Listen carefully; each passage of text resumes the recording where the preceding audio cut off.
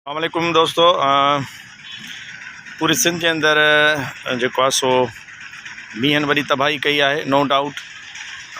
पर हालत जंग हुजे या जेको बि माहौल हुजे, यकीनन इदारनि जी तरक़ी, इदारनि जी बहितरी लाइ कमु जारी सारी रहंदो आहे। आहिनि त 2 ॾींहं मोकलूं, पर उन जे बावजूदि आउं अॼु कॉलेज आयुसि, छो त 19 तारीख़ ते सरकारी तौर ते प्लांटेशन जो ॾिहाड़ो जेको पूरी सिंध जे कॉलेजनि में सेलिब्रेट थियणो हुयो। त असीं बि उस्ताद बुखारी डिग्री कॉलेज दादू जो स्लोगन आहे सरसब सिंध खुशहाल पाकिस्तान।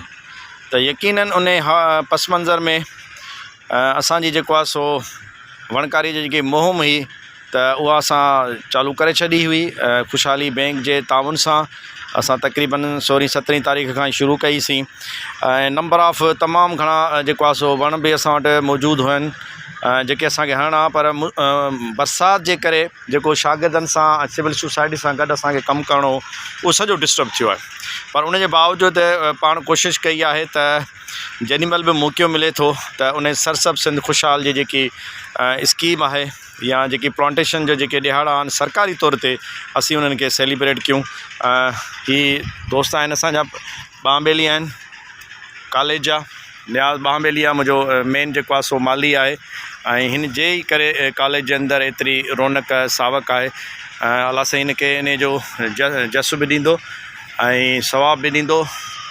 बूटा पोखणु, सावक करणु यकीनन हिकिड़ो बहितरीनु अमल आहे। कोशिशि कयूं पिया त हिन अमल खे जेको आहे सो अॻिते वधायूं। सिंध जे अंदरि जेको आहे सो ॿेलनि जी तमामु घणी खोट आहे, ऐं हीअ जेको क्लाइमेट चेंज आहे उनजो बुनियादी सबबु बि आउं सम्झां थो त इहो आहे त न हुजण जे बराबरि ॿेला आहिनि, ऐं उहो क्लाइमेट जी जेकी तब्दीली आहे त असांजा सभु इलाइक़ा ॿोॾुनि ॾांहुं वञनि पिया, बरसातुनि ॾांहुं वञनि पिया। यकीनन हीउ हिकिड़ो वॾो अलमियो आहे सिंध जे अंदरि त तूफ़ान बरसातूं जी शिदत जेको आहे सो आहिस्ते आहिस्ते वधंदी।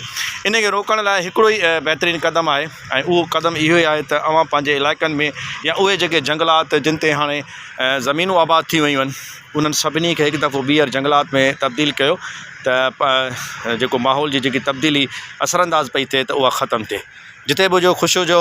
मींहं में स्पेशली पंहिंजे ॿारनि खे ॿाहिरि न कढो, बंबुनि खां पाणीअ खां परे रहो। गटर खुलियल अथव पूरे दादू जे अंदरि, उन जे लाइ बि जेको आहे कोशिशि कयो त ॿारनि खे ॿाहिरि न कढो। पाकिस्तान ज़िंदाबाद।